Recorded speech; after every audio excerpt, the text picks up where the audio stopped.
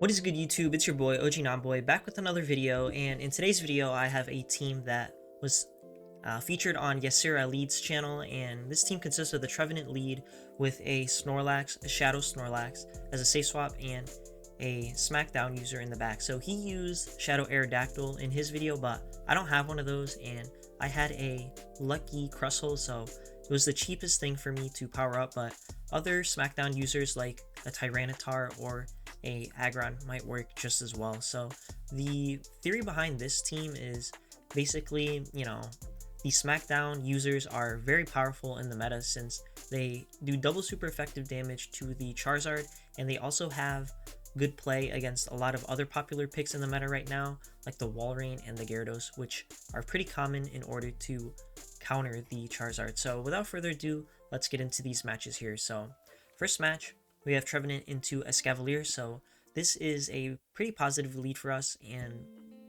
I'm scared that they're going to catch the Shadow Ball, so I actually build up to the CMP on the Mega Horn, and I thought we won that, but apparently the Escavalier has a higher attack stat than the Trevenant here, so I'm going to shield that because I do not want to eat a Mega Horn, and opponent actually decides to let that go, so I'm pretty happy with that. And they bring in a Kingdra, so I'm going to chip this thing or grab a shield with a Shadow Ball and then swap into my Snorlax. So opponent staying in here, which is pretty interesting. So they don't have a harder answer to the Snorlax in the back. So at this point, I'm guessing that it's Double Dragon just because that is a pretty common line. Like a steel type in the front with double dragons, especially if they have the Kingdra as a safe swap, but it ends up being an Ampharos in the back. So at this point, pretty comfortable position just because this body slam will do quite a chunk of damage, and our CRUSTLE should be able to handle the Ampharos pretty well, especially if it doesn't know Focus Blast. So I'm going to let this go. If it is a Focus Blast, that will be pretty unfortunate, but ends up just being a Thunder Punch. So if they're running Thunder Punch, they typically will be running Thunder Punch and Brutal Swing. So opponent throwing the Brutal Swing, confirming my theory there. They really should be going for the Thunder Punch though, but now we're going to throw the Rock Slide. No need to bait in this scenario because if they don't shield this, this happens, and then also if they do shield it, we will be able to reach a move on our Trevenant to take them out. So next match here, we have a Sirfetch'd lead, and this is pretty good for the Trevenant, even if they know Night Slash, since we can tank one of those pretty comfortably. But here, they're throwing on the CMP tie to our Shadow Ball, and for some reason, I decide to shield it, even though it can't be a Brave Bird yet, since I believe Brave Bird is 8 counters, and we only threw 7. So, we also failed the bait with the Seed Bomb, and they bring the Charizard in, and I'm going to throw this Shadow Ball even though we have a hard answer in the CRUSTLE, just because I want the shield back.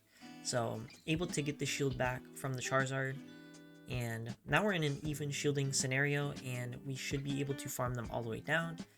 And opponent going to bring the Sirfetch'd back in here, and they make kind of an interesting play by throwing the move and taking us out. Honestly, it might have been better for them if they let me take them out, because now we just get extra farm on our Trevenant, and this makes the last matchup here a little bit easier for us. And we're going to go straight for the Shadow Ball, no baiting, and opponent lets that go, so at this point it's pretty much over. And we throw the Seed Bomb on the CMP tie since they hadn't thrown a move at us yet, so opponent kind of knowing that it's over since they're so low and letting that move through. Next match here, we have a Walrein lead, and this isn't the best lead for Trevenant. We do win the CMP tie, but I kind of want to not have to use my shields or tank a lot of damage on my Trevenant, so I'm going to throw a Seed Bomb, and the opponent opting not to go for the CMP tie, which works out very well for us since we're going to be able to swap into our Snorlax without taking any damage here, so like on our Trevenant that is. So now they bring in the Swampert, so I'm just going to get as many body slams off as I can before they decide to take us out, but I'm anticipating that my opponent is going to attempt to overfarm quite a bit of energy here. So they're going to go for the Hydro Cannon, and we barely survive that, but it doesn't really matter because they're able to take us out with another Mud Shot. And Now I got the Trevenant aligned against the Swampert here, so I'm going to take them out right away since another Hydra Cannon would put us pretty close to KO. That was a very weird way of phrasing that, but you get the idea. And they bring the Trevenant in, so I'm going to stay in here a little bit and do some fast move damage with the Shadow Claws, and I'm going to throw this Seed Bomb for some chip too, since at this point I'm anticipating that the path to victory is just to smack down everything, and they actually shield and they CMP tie us, so they waste their energy, so that's kind of like the best case scenario for how that could have played out for us. And then they're going to throw some moves here. I'm just going to shield everything. They can't make it to like 2 baits and a Shadow Ball, so I'm just gonna shield everything here. And the Walrein, if I remember correctly, is energy dry, so we should be able to take care of that pretty easily here. So we have 2 moves stored up, and since the Trevenant did shield earlier, we'll just be able to get these X-Scissors off and take out the Walrein. I did have the Rock Slide as well, but X-Scissor will be able to take out from this range, and then we're going to be able to smack down the Trevenant there.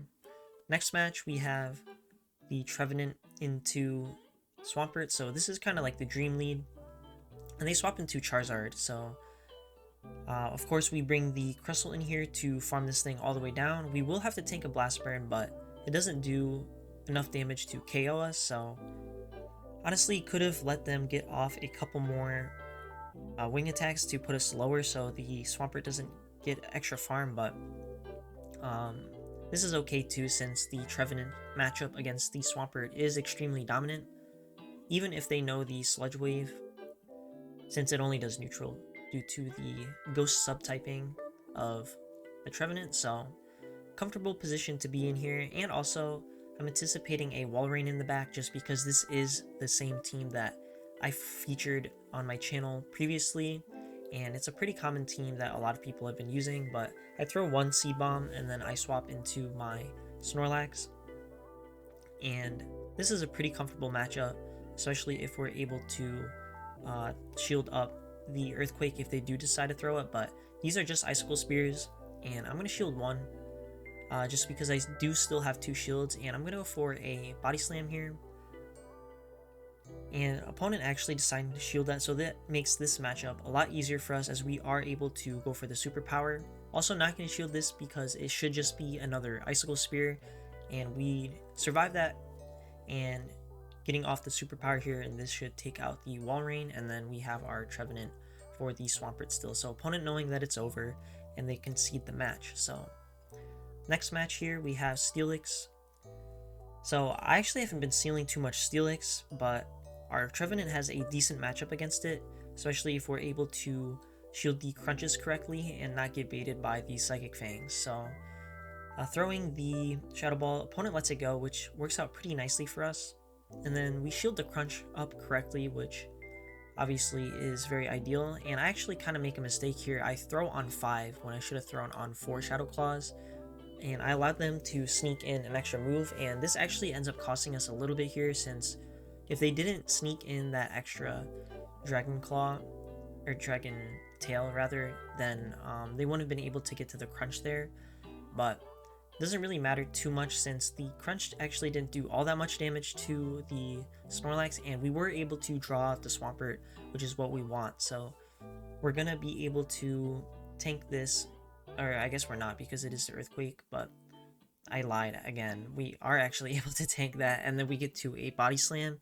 So this is going to just about take out the Swampert.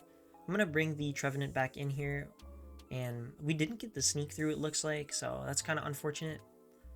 They throw the Hydra Cannon, and they didn't throw right away, which kind of works out for us, but let's see what ends up being in the back. I'm anticipating a Charizard, and that it is, so we're going to smack them all the way down, and that should be a GG for us. The Steelix in the front is like 1 HP, so we should be able to smack that down as well. So I end up going 5-0 in this set, and I've had a lot of positive sets with this team.